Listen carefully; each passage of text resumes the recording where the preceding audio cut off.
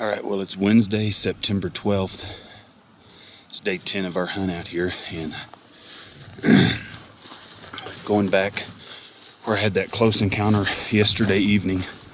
Gonna see what he's doing in the morning, and then probably stay up in that area all day. Jared and Trevor are heading up a small canyon, following a creek, and they're gonna try to get up on a late morning bedded bull. So we're gonna get back in here and see what happens.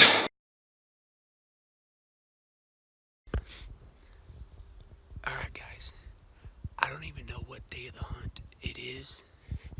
I just know it's the second to last day of us gonna have to leave to head back to Arkansas. And Trevor just shot. Wait. Guys, this was so fast, it was so crazy. We didn't have time to do anything. We had heard this bull probably an hour ago. Decided to try to make a move on him, so we just came creeping down this bench. And I was just doing some soft cow calls every once in a while. And then finally he bellered just 75 yards from us. Just down there. So Trevor ran in front of me to the end of the bench, and I ran backwards about 50 yards as fast as I could, and I started breaking limbs and started bugling at him.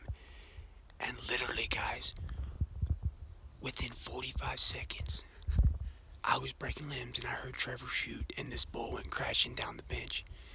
It was a head-on shot, but he seen blood going everywhere after the shot, and there was all kinds of crashing. So I think we're both still a little bit in shock right now, but we're gonna give it a good while, and then we're gonna go see if we can find some blood and see what happens. We'll keep you guys posted. Alright guys, so we have just finished a long 2-hour wait before we started tracking this thing. But we ate us a nice lunch, sit down and tried to relax best we could. But we're about to get on the blood trail now.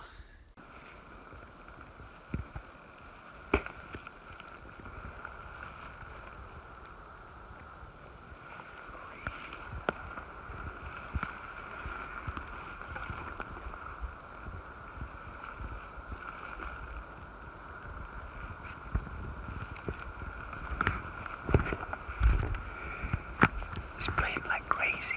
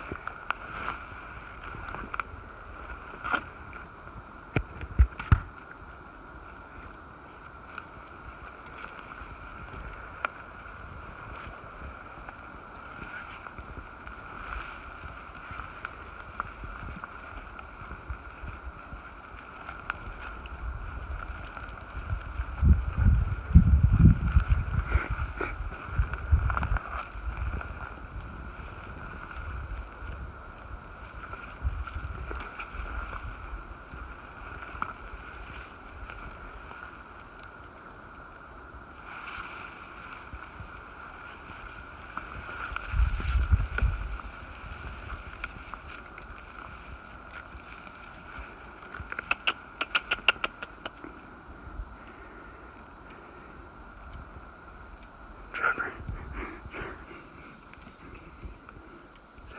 He's around the corner there.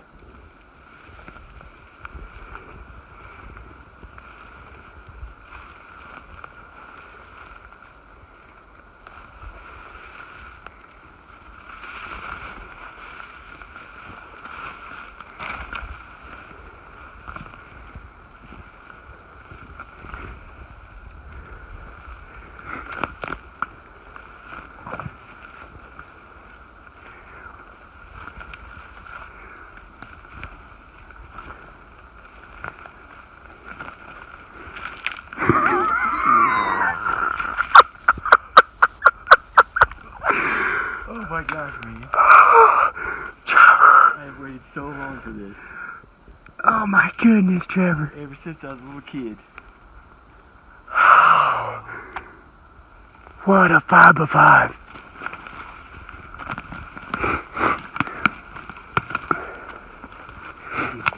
he's a 5x5.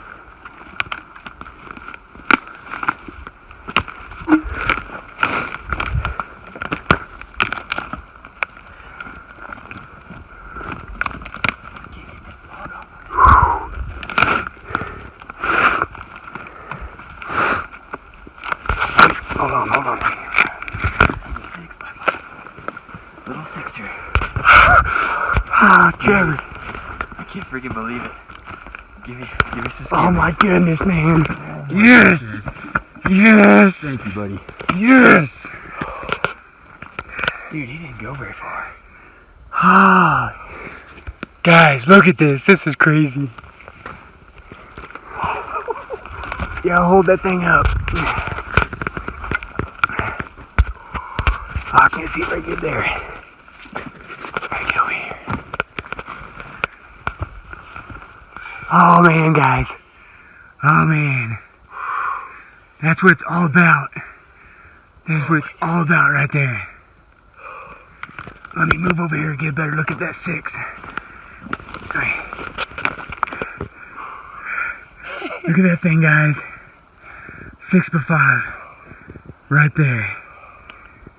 He ran maybe 50 yards. Oh man, he didn't go far at all. Oh man. That arrow's gotta be busted off somewhere. Alright guys, well, we're gonna get off here. Try to get this thing cleaned. Probably gonna cry a little bit here. This has been pretty emotional. Long time coming. So it's too bad we didn't get the shot on video, but still we tried to video everything we could. But it was sure exciting. It was a lot of fun. Alright guys, we'll catch you later.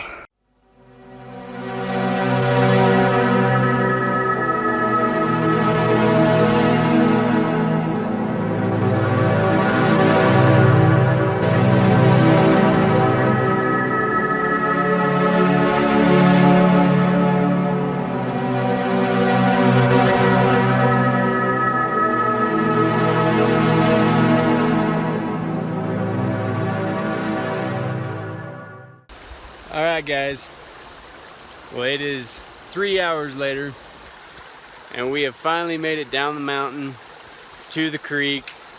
We got the horns are on Trevor's back, if you can see him.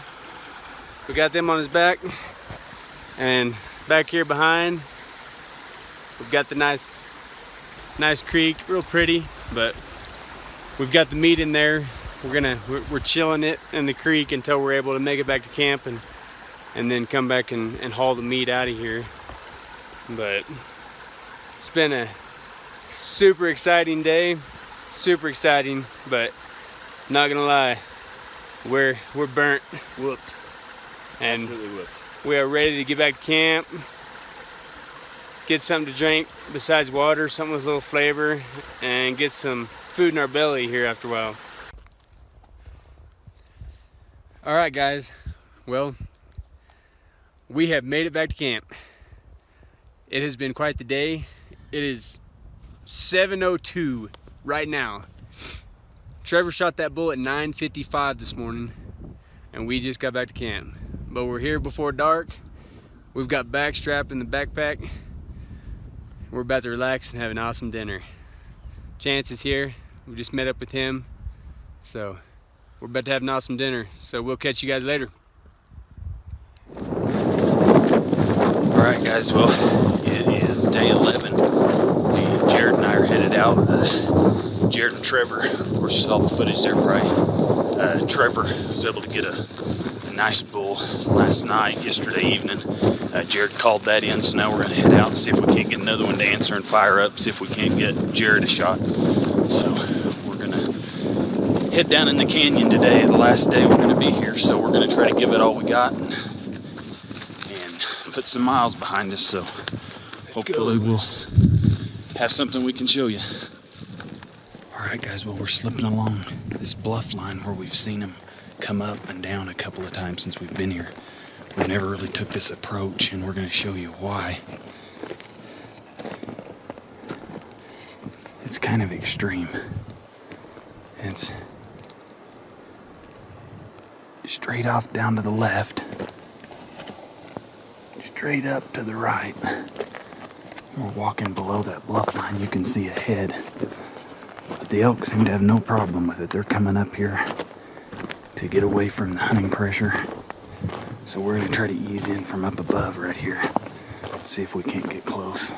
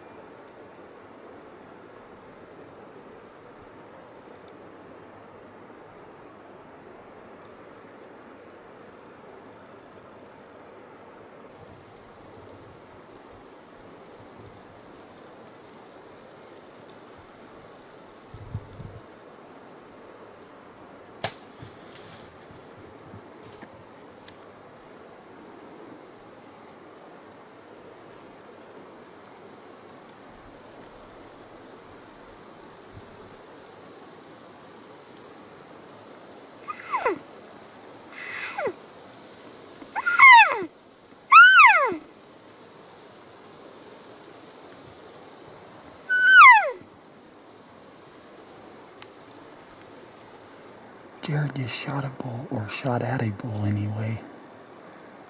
Now he can still see the bull, so he's trying to ease up here for a follow-up shot.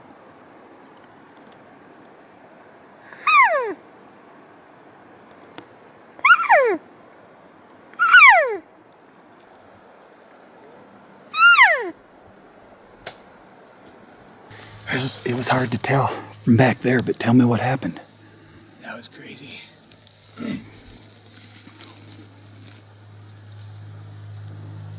He came in. It popped. I knew it was gonna be, when he popped up, I knew he was gonna be right on me. I knew it was gonna be a head-on shot. But when he popped up, he stayed looking at me the whole time. I tried to draw once, and he was staring right at me, so I let back down. Finally, he turned his head, so I was able to draw. And the grass is so tall. I tried to put it right in his chest, and it hit the grass and deflected over him on the first shot. Then he hopped down the hill down here, and the cow calls and everything kept him calm. And it was a really far shot, but it was straight downhill, so I pulled my 40-yard pin, and it still went over him. Oh man! I seen a spark fly from a rock it just went right over his back. Man, that was so close. Last night, we're actually packing up in the morning to head out. Man, It was exciting. I'm not gonna lie, it's a little disappointing. He was right there. I had him. I don't completely miss that shot most of the time, but I know I seen it hit the top of the bush over there that he was standing behind. But all right, well, I don't know if we'll be able to find either one of those arrows, but we still got a long hike to get back I'd to say camp. they're long gone, but Yeah. it was exciting, but just didn't pan out this time. Alright guys, well here we are. It is the last day of our 2018 Colorado elk hunt. And here's the benefits of our trip. we're packing up camp and everything, but we just kind of wanted to do a wrap up of how the whole trip went. Trevor was the only one that was good enough shot to get one on the ground. Me and John both had opportunities, but just couldn't make it happen. But we just wanted to kind of do a wrap up, and Trevor was going to kind of tell the story of how everything went this year with this one. Well, the morning started out just like every other morning. Pretty warm, pretty windy.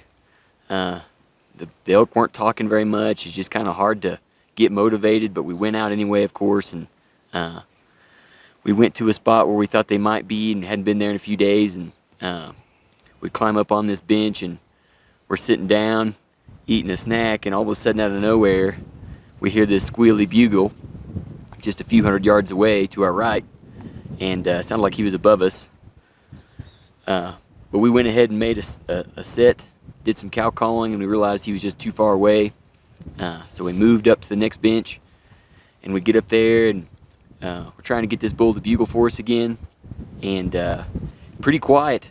So we kind of start approaching the area where he thought he might be bedded, and the wind was swirling a little bit, and just, it was that mid-morning where the thermals hadn't decided which direction they're going to go, and Jared started doing some cow calling, and all of a sudden he bugled, and he was less than 100 yards away walking in, and so Jared runs back about 50 yards and starts cow calling and breaking brush, and I run forward towards the bull, get under the shade of a spruce tree, and set up, and the bull bugles one more time, and Jared bugles, and after the second bugle, we realized this is not a squealy little bull, pretty good size, and as soon as I saw his antler tips coming up the bench below me, I drew, and he walked out to 8 yards, and I had a quartering to me shot, and I took that frontal chest shot, and it worked out really, really well. As soon as the arrow hit,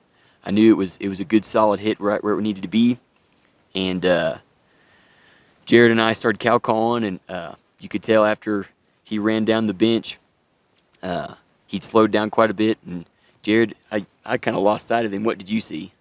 Yeah, it was one of the most intense hunts I have ever been on. He shot this thing at 8 yards, and it continued coming at him another 4 yards. It was 4 yards away from him. I stepped 4 steps, and it was right where he was standing when this thing came at him and turned. And the view I had, I just caught it going down the bench and went down the hill. And So about how far would you say it went with that frontal shot? I mean, I know a lot of times those things are, if your shot placement's right, those are deadly. I mean, it didn't go 50 yards. No, I don't think he went 50 yards.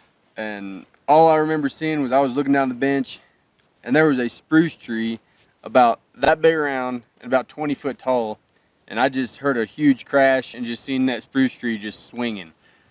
And as it turns out, when we got down there, it was slammed up right against that spruce tree, and that was the end of the story. And that's when the real work began, because we were right at 4 miles from camp where he shot this thing, and we had to pack it out. And that's where that beauty back there came in handy. We got it to the creek that day to get it chilled off. Then the next morning, Trevor was able to go and get the meat by himself in 2.5 hours. Yeah. So I rode Dorothy all the way to where the bull meat was in the creek, and it took me about 20 minutes to load it.